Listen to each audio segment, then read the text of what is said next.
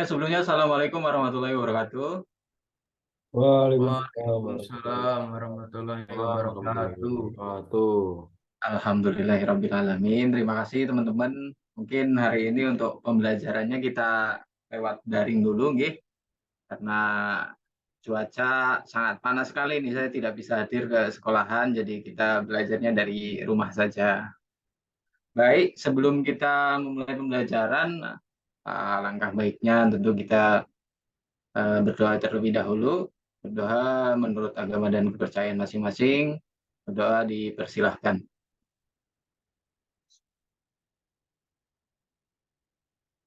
Cukup, terima kasih. Sebelum mulai pembelajaran ini saya absensi terlebih dahulu, nggih. Mas Yana, Hadir, Pak. Mas Dito, Hadir, Pak. Mbak Dwi. Hadir, Pak. Oke, terima kasih nih hadir semua ya. Jadi pada hari ini kita akan melanjutkan terkait dengan pembelajaran yang kemarin. Yang kemarin itu kan terkait dengan bahaya kesehatan kerja. Nah, untuk hari ini itu terkait dengan safety-nya, jadi bahaya keselamatan kerja dan ada tambahan sedikit yaitu terkait dengan penyebab risiko bekerja.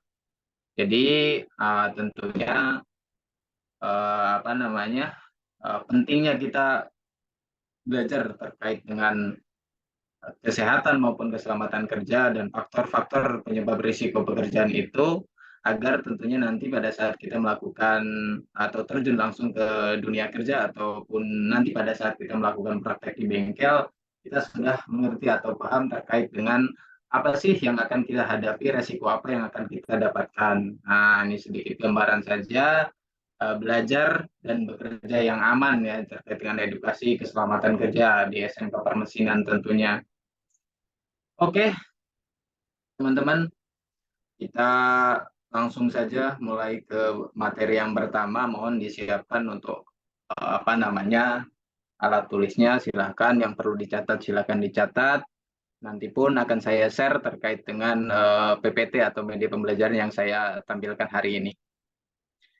Yang pertama itu adalah occupational safety hazard atau bahaya keselamatan bekerja. Tentu kita bekerja menginginkan apa namanya keselamatan pada saat kita bekerja.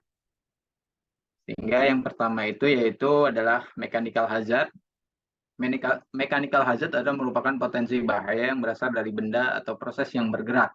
Dapat menimbulkan dampak seperti benturan, terpotong, tertusuk, tersayat, tergores, jatuh, atau terjepit. Jadi kita juga harus memperhatikan terkait dengan bahaya mekanik ini ya. Tadi dampaknya itu ada bisa terbentur, terpotong, tertusuk, tersayat, tergores. Tentu itu akan sangat bersinggungan sekali dengan apa yang kita lakukan, entah itu nanti panjenengan pada saat bekerja ataupun nanti pada saat melakukan praktek di bengkel ya. Apa namanya dampaknya itu akan sangat-sangat nyata sekali gitu karena kita apa namanya bersinggungan langsung dengan benda-benda yang bergerak seperti ada mesin bor, nanti ada mesin bubut, ataupun lantainya juga misalkan kotor, licin, atau ada tumbuhan oli gitu, kita harus juga aware terhadap hal-hal seperti itu. Oke, yang selanjutnya adalah mechanical hazard atau bahaya kimia. Pada pertemuan kemarin juga kita sudah bahas terkait dengan apa namanya chemical hazard ya, itu terkait dengan kesehatan. Untuk saat ini juga terkait dengan keselamatan juga tentu akan ada dampaknya yaitu merupakan potensi bahaya yang berasal dari bahan kimia yang berbentuk gas, cair ataupun padatan ya. Mempunyai sifat mudah terbakar, mudah meledak dan korosif. Tentu pada saat kita melakukan pekerjaan terkait dengan bahaya kimia ini jangan sesekali ya kita misalkan melakukan menggerinda atau mengelas dekat dengan bahan-bahan kimia yang mudah terbakar itu sangat berbahaya sekali. Jadi kita harus apa namanya aware, harus ingat bahwa bahan mudah terbakar itu sangat reaktif ya ketika ada percikan api, mereka akan tersambat dan meledak. Itu sangat berbahaya sekali. Yang selanjutnya yaitu terkait dengan electrical hazard atau bahaya elektrik. merupakan potensi bahaya yang berasal dari arus listrik, seperti arus kuat, arus lemah, listrik statis, maupun elektron bebas. Nah, kita di bengkel ataupun nanti pada saat bekerja akan menemukan terkait dengan electrical hazard ini ya. Jadi, jika ada kabel yang terkelupas atau apa namanya alat-alat elektrik yang sudah tidak layak pakai, mohon untuk segera dilaporkan atau kalian bisa menanggulanginya dengan cara misalkan ada yang terlepas kita bisa strapless atau dengan isolasi agar terhindar dari bahaya elektrikal. Yang selanjutnya adalah physiological hazard atau bahaya psikologis, merupakan potensi bahaya yang berkaitan dengan aspek sosial psikologi maupun organisasi di lingkungan kerja yang dapat memberikan dampak terhadap fisik dan mental pekerja. Kenapa bahaya psikologis ini sering terjadi gitu di tempat kerja gitu. Tentunya dengan misalkan pola kerja yang tidak teratur, waktu kerja yang di luar waktu normal. Kita ketahui bahwa apa namanya aturan dari Kemenaker terkait dengan jam kerja di setiap harinya itu adalah sekitar 8 jam atau 40 jam dalam satu minggu. Jadi jika lebih dari itu harus dihitung dengan lembur. Terkait dengan pola, misalkan sistem shiftnya ngaco dari shift 1 ke shift 3, dari shift 3 ke shift 2, atau dari shift pulang shift 3 langsung lanjut nanti shift 2, itu juga akan berpengaruh terhadap psikis atau mental seorang pekerja karena beban bekerjanya terlalu berat. Nah, teman-teman dari keempat bahaya keselamatan kerja ini ada yang ditanyakan mungkin?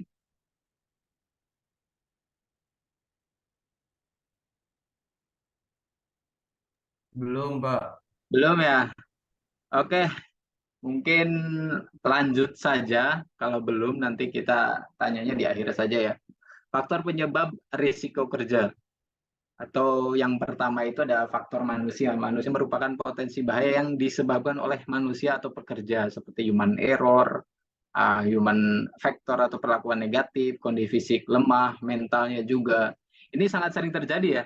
Jadi saya lihat tadi di websitenya Kemenaker dan BPJS Ketenagakerjaan juga bahwa jumlah kecelakaan kerja di Indonesia itu meningkat dari tiap tahunnya, yaitu sekitar 5,6% di tahun 2022, yaitu sekitar 247.337 kasus. Dan itu rata-rata diakibatkan oleh pekerjanya. Kenapa demikian? Karena perilaku kita pada saat bekerja itu kadang saling menyepelekan hal-hal kecil yang mengakibatkan terjadinya eksiden atau kecelakaan kerja. Tentu teman-teman nanti ketika panjenengan misalkan masuk ke dunia kerja atau melakukan praktek di bengkel juga harus memperhatikan hal-hal yang kecil yang bisa mengakibatkan risiko pada saat kita melakukan pekerjaan. Saya harap nanti kan di akhir juga ada pembelajaran praktek ya terkait dengan mata pelajaran ini, dengan materi-materi yang telah kita pelajari hari ini sampai dengan hari ini, tolong untuk bisa nanti diterapkan langsung gitu, bagaimana cara penanggulangan, cara mengetahui potensi-potensi yang bahaya yang ada di tempat kerja atau di bengkel. Yang kedua adalah faktor luar, merupakan potensi bahaya yang disebabkan oleh keadaan lingkungan sekitar, seperti sarana transportasi, cuaca, bencana alam, ada banjir, badai, tanah longsor, petir. Itu sangat mungkin terjadi gitu. Itu akan membuat resiko pada saat kita bekerja. Mungkin untuk di Jogja bahayanya mungkin ada letusan gunung Merapi, gempa bumi, tsunami, yang itu tidak bisa kita prediksi. Tentunya itu adalah kekuasaan dari sang kuasa terkait dengan bencana alam ya. Jadi patut kita persiapkan terkait dengan bagaimana cara penanggulangan jika terjadi bencana alam. Yang terakhir ini ada sistem manajemen. Sistem manajemen merupakan potensi bahaya yang disebabkan oleh penerapan sistem manajemen di lingkungan kerja, misalkan keharmonisan tim, reward and punishment, fasilitas kerja, dan sebagainya. Jadi ini juga sangat berpengaruh terhadap pekerja atau hasil pekerjaan dari kita ya. Misalkan di lingkungan kerjanya itu tidak harmonis, satu sama lain ada apa namanya, gesekan-gesekan. Ya mungkin itu sangat wajar gitu ya terjadi di dunia kerja atau di kita pada saat kita sekolah aja, di misalkan gitu antara teman, misalkan Mas Yana dengan Mas Dito atau Mas Dandi dengan Mas Kirnorman, mungkin ada gesekan-gesekan. Ya kita harus meminimalisir dan harus bersikap profesional pada saat kita bekerja ataupun belajar gitu ya. Reward dan punishment juga tentunya terkait dengan kesehatan dan keselamatan kerja.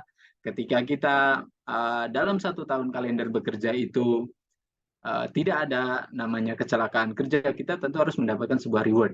Ya, yang biasanya kalau di perusahaan itu ada namanya safety reward gitu. Dan punishment juga tentunya harus ada gitu, harus seimbang gitu. Kalau ada reward ya harus ada punishment gitu.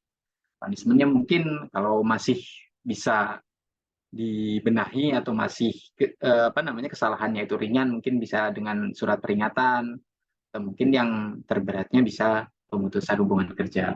Fasilitas kerja juga harus dipenuhi oleh sebuah perusahaan, atau mungkin di sekolah kita juga harus mempunyai fasilitas yang bagus gitu. Misalkan ya, toiletnya bagus, kantinnya bagus, sarana dan prasarananya bagus, alat kerjanya bagus.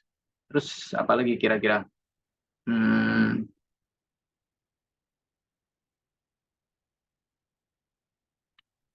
ada yang bisa jawab?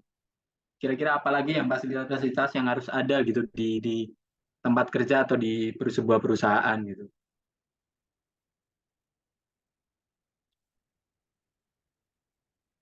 Nggak ada ya? Oke, mungkin ada yang lain, misalkan tempat ibadah, eh, kamar mandi, itu juga harus ibaratnya harus tersedia gitu fasilitas-fasilitas tersebut agar menunjang sebuah kinerja dari sebuah pekerjaan itu dengan bisa berjalan dengan baik gitu ya. Mungkin untuk materinya itu sampai di sini sudah ada beberapa pokok bahasan tadi yang telah saya jelaskan. Untuk selanjutnya ini saya akan tanya beberapa orang nih, Mas Yana yang udah kelihatan siap banget kelihatan ini. Mas Yana, terkait dengan occupational safety hazard atau bahaya keselamatan kerja, tadi ada beberapa bahaya ya. Kira-kira tadi mendengarkan nggak Mas? Ada berapa Kan, Pak, bahaya yang terkait dengan keselamatan? mendengarkan Pak. Ada berapa Mas? Kalau nggak salah ada 4 yang Bapak jelaskan. Ya, betul sekali ya. Tadi ada 4 ya terkait dengan bahaya keselamatan kerja itu ada mechanical hazard, chemical, electrical, dan psikologi. Oke teman-teman, terkait dengan materi hari ini mungkin hanya segitu. Untuk minggu depan kita akan bahas terkait dengan 5R dan sedikit terkait dengan macam-macam APD. Jadi terkait dengan nanti, ini kan sudah melewati pertengahan ya, nanti di akhir itu sekitar 2 atau 3 pertemuan itu akan diadakan namanya praktek. Nanti kita akan praktek terkait dengan keselamatan kerja. Materinya itu sudah saya sampaikan, hampir sudah semua saya sampaikan gitu ya. Jadi tolong bisa dipelajari. Dan untuk minggu depan mungkin ada tambahan 1 materi lagi terkait dengan apa namanya 5R dan macam-macam APD.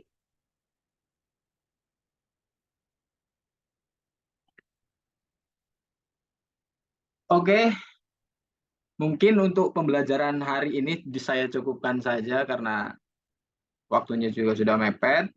Jadi tadi telah saya jelaskan beberapa sub materi terkait dengan pembelajaran hari ini. Jadi tolong untuk minggu depan bisa disiapkan terkait dengan materi-materi terkait dengan 5R dan macam-macam APD.